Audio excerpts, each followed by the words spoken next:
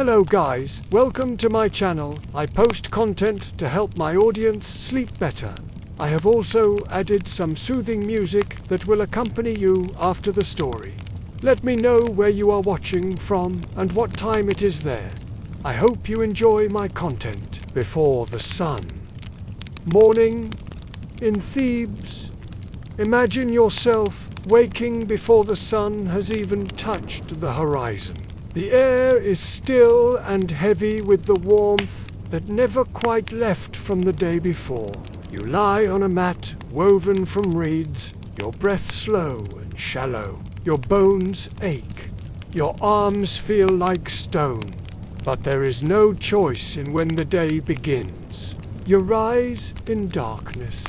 Outside, the alleyways are silent. The city of Thebes sleeps lightly.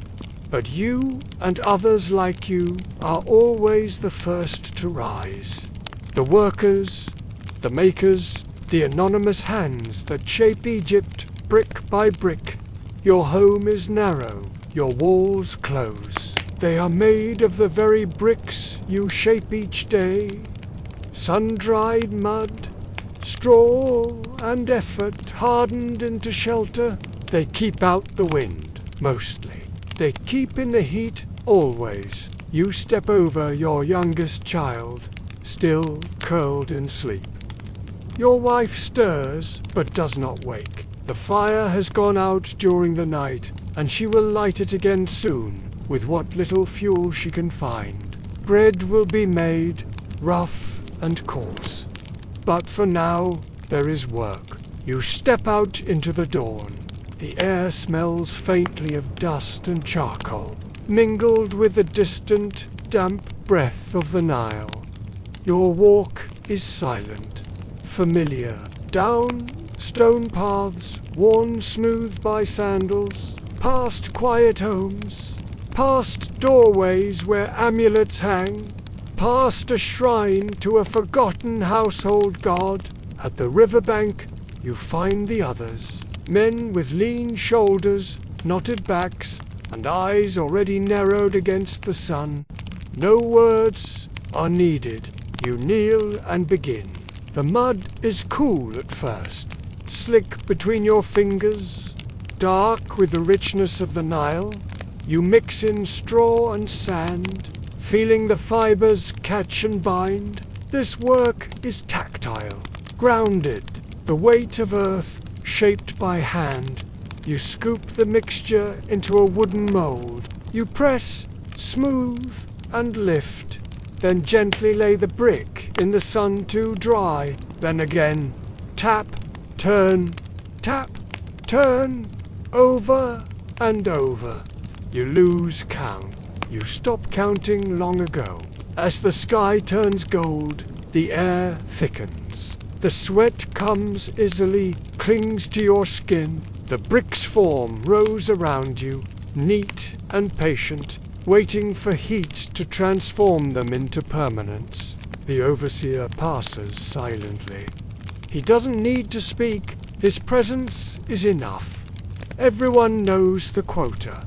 Everyone knows the price of falling behind. Some mornings, the air is broken by chanting in the distance, priests reciting prayers, or the low groan of oxen dragging great stones through the sand. Thebes is a city always under construction.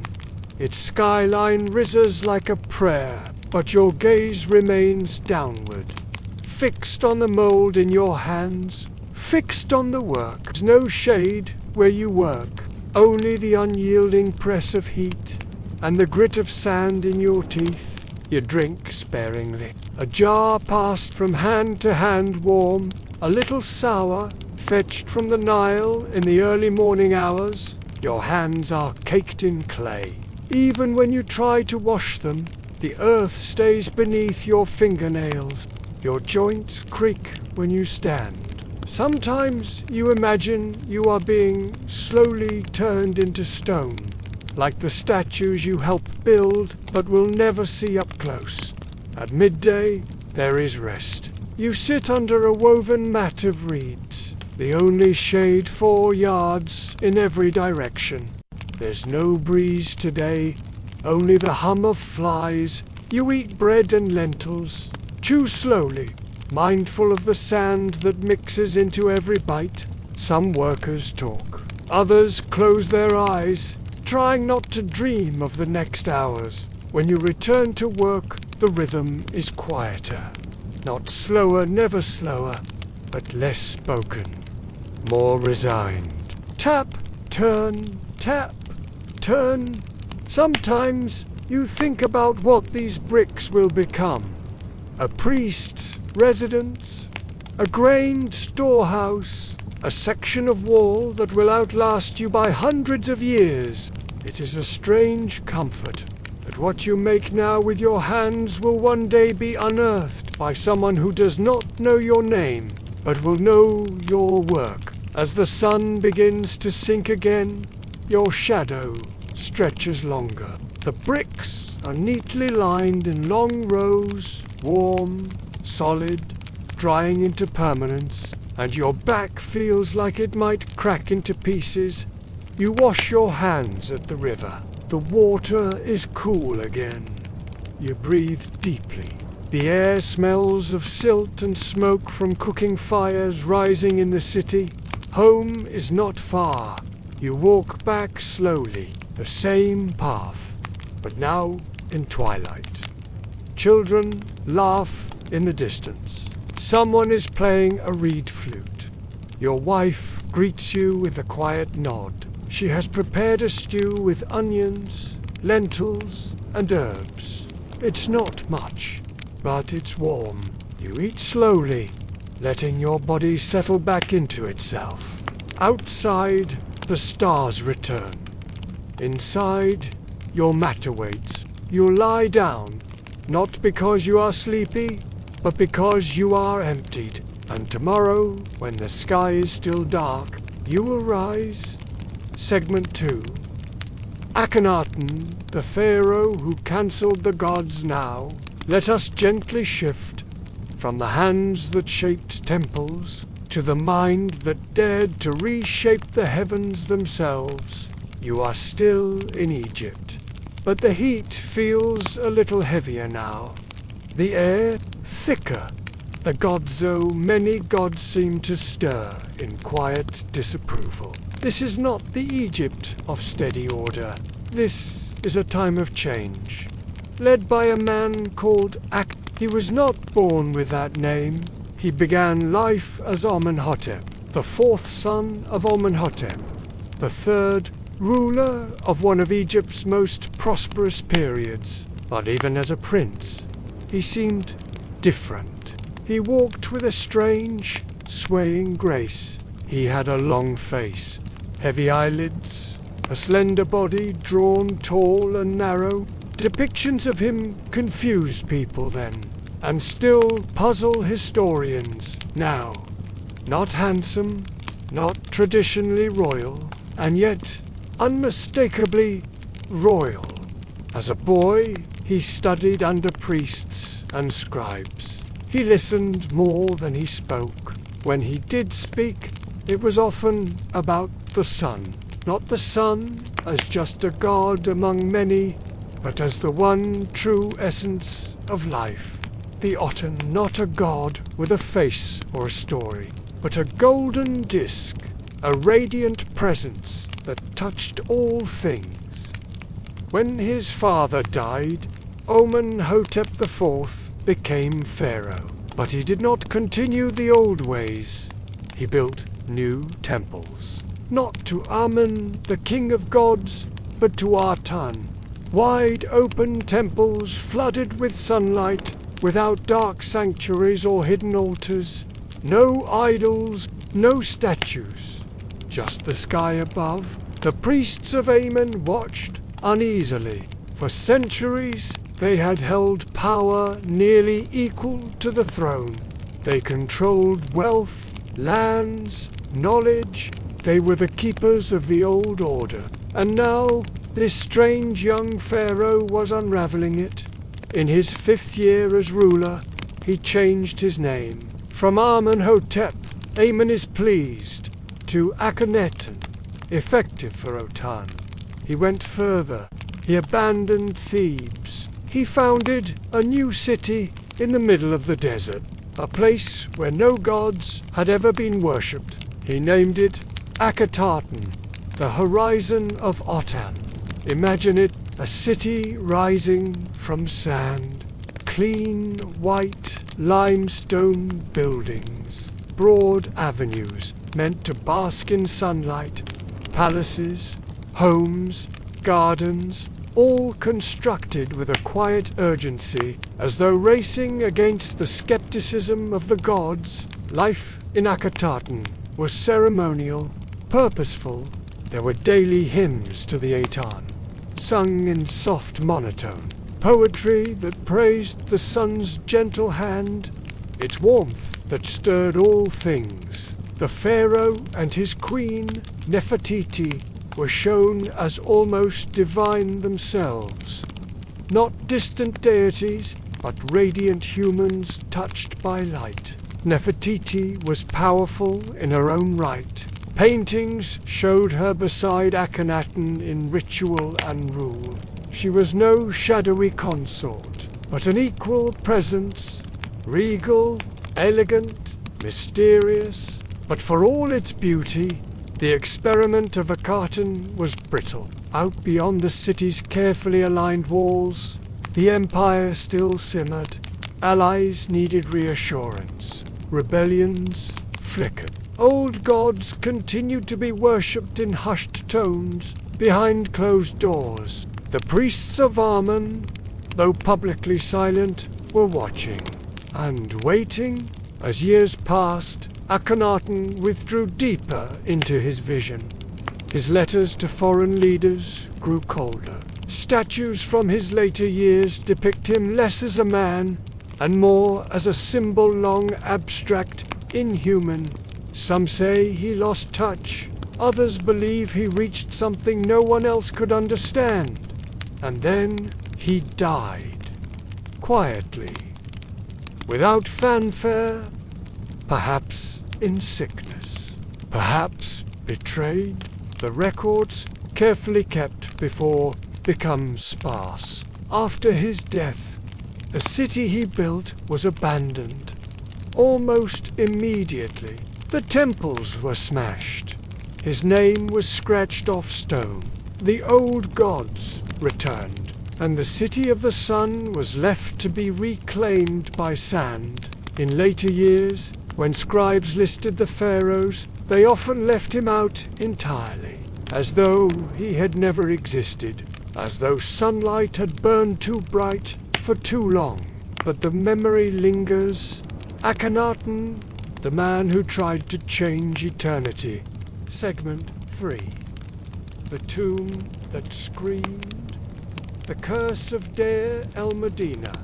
Let us move now, quietly, from the fading sunlight of Akhenaten's abandoned city to the foothills of a quiet desert valley, a place of silence and stone, a place both ordinary and sacred. Imagine, if you will, a small village nestled between dusty winds roll gently over low rooftops made of mud.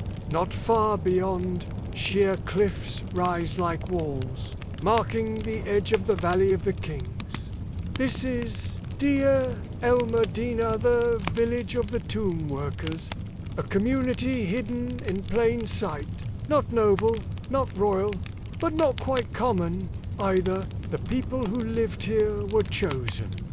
Skilled artisans, craftsmen trusted to carve the eternal homes of pharaohs, painters, sculptors, masons, all bound to secrecy, precision, and divine rhythm.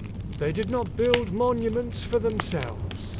They built them for gods in human form, for kings and queens whose tombs had to last forever. And yet, it was a village like any other. There were homes, gardens, wells. Children played in the shade. Goats bleated. Meals were shared. Disputes whispered. Laughter carried on wind. The rhythm of their lives was ruled by two things: craft and death. 16 days of work, 8 days of rest. A measured cycle carved into the bones of their time. Each morning, the workers would ascend the hills, carrying tools, ore, plaster, pigments, and descend into the tombs in progress. Deep underground, they carved chambers in silence by flickering torchlight. The air inside was close, warm, still. Imagine painting the ceiling of a tomb, laying flat on your back on a wooden scaffold, tiny brush in hand. The image is not one of grandeur, but of repetition, of devotion, each line carefully drawn, each God-given perfect form. There are no shortcuts in eternity, but among this precision, mystery found a way in. Over the years, rumors began to gather like desert dust, stories told softly, of tombs that whispered, of accidents that felt guided. There was one tomb, they said never officially named, where workers began to fall ill. One man collapsed during carving, another lost his sight, a third wandered into the desert and never returned. It became known in hushed tones as the tomb that screamed. There was no scream, of course, no voice, only the sense unspoken understood that something was wrong. Some said the layout had broken sacred geometry, that a hallway bent too sharply, that a chamber pointed where it shouldn't. Others believed an old curse had been disturbed, not placed by priests, but by the one entombed within. Angry and forgotten, the foreman filed complaints, written in ink on limestone flexus, now preserved in quiet museum drawers. He reported accidents, illness, absences, but the work continued. And over time, the mystery faded. The tomb was finished, the names of those who carved it forgotten, just as planned. Even now, archaeologists walking through Deir el-Medina find traces of lives that feel strangely modern. Graffiti scribbled on plaster walls, shopping lists, love poems, jokes about supervisors, tiny sculptures hidden away perhaps, stolen from tombs or made as gifts. The village was eventually abandoned, its people scattered by change, by time, by the slow shifting of dynasties. But the air there is still thick with quiet. The wind still moves as it did, and under the earth, tombs remain silent, except for memory. Perhaps the tomb never screamed. Perhaps it never needed to. Segment 4. Banquets, beads, and bureaucrats. A day in the life of a priest-scribe. Let us step now, away from the dust, away from the fields and the tombs, and into a space scented with oil and silence. The sun still shines, but the shade is heavier here. You find yourself behind high temple walls, where the air is cool and filtered through incense. This is the world of the priest-scribe, a man not of royalty, nor of toil, but of paperwork and power. Imagine yourself in his sandals. You rise at dawn, but not to labor. Instead, you are wrapped in clean white linen, your hair oiled and combed, your fingers smooth and You live within or beside a temple complex, a place where gods are not only worshipped, but administered, because in ancient Egypt, religion was not merely spiritual. It was a system, an institution, and someone had to keep it running. That someone is you. Your tools are simple. A palette, Rolls of papyrus stacked with care. You write in long, careful strokes, hieratic script flowing and elegant, language that dances in straight lines and soft curls. You spend your days recording temple income, tracking offerings of grain and beer and linen. You log the arrival of cattle, note the names of those who owe tribute, and manage the schedules of lesser priests and temple staff. To others, it may seem dull, but this is a position of quiet influence. You know things others don't. You read the secrets etched on the walls. You hear the rumors exchanged in whispers over sacred bread. You even write prayers meant to be spoken aloud by statues said to come alive in moonlight. But your work isn't only administrative. You are also a scholar. You copy ancient texts, study the alignment of stars, calculate rituals tied to lunar cycles. Sometimes you are called to settle disputes, land boundaries blurred by flood, inheritance lines questioned by jealous cousins. When you speak, people listen, not because your voice is loud, but because your words carry weight. The temple feeds you, it houses you, it protects you, and in return, you serve it faithfully, precisely, for years, perhaps decades. On special days, you attend banquets, not the wild revelry of farmers' feasts, but refined gatherings with music and poetry. You sip cool wine from carved cups.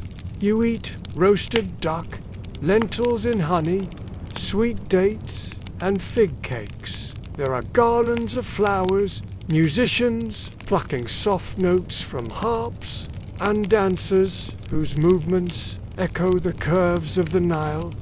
And yet, even here, formality remains. You sit in order. You speak in metaphor. You smile, but not too wide. Outside these walls, the city of Thebes continues. Markets bustle. Boats drift downriver. Children run barefoot through courtyards, laughing, but you move through it all with a calm separation. Watched, respected, slightly apart. You will be buried not with gold, but with scrolls and ink. Your tomb will contain your writings, and perhaps a small statue of Thoth god of wisdom and writing. And long after your name is forgotten, some fragment of your careful hand may remain on a papyrus fragment in a museum drawer, studied in silence by someone centuries away. Someone like us, and perhaps they, too, will wonder what it was like to live behind temple walls, to wield words instead of weapons, to serve gods made of stone and meaning. And in that wondering, your story continues to breathe. Conclusion. The dust settles, the sun has long since set over the Nile. The sounds of sandals in the courtyard fade. The chisels ring against limestone. The rustle of papyrus all give way to the hush of evening. You've walked many paths tonight. You have sweated in the clay yards of Thebes, your hands rough with mud, your back bent in labor. You've stood in the shadows of pyramids, haunted by gods, by curses, by kings who defied heaven. You've listened to the silence of a village swallowed by sand, felt the weight of fear in Deir, and finally you moved through perfumed halls, a silent witness to power dressed in linen and ink. Ancient Egypt was not a singular experience, not one story, not one fate. It was a world of contrast, of scorching heat and dark tombs, of fragile bodies and enduring stone, of farmers and pharaohs, of scribes and servants, and through it all moved the rhythm of life, slow and deliberate, like the Nile itself, a rhythm that echoed in every ritual, every harvest, every brushstroke of paint, every flicker of a funeral flame. But you would not have survived. Not because you are weak, but because survival required more than strength. It demanded submission to the gods, submission to the seasons, a lifetime of obedience to the hidden machinery of the divine bureaucracy.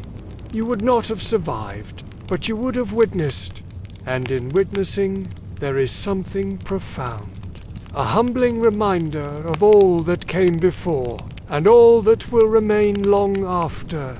And now, let your breath settle, let the images soften.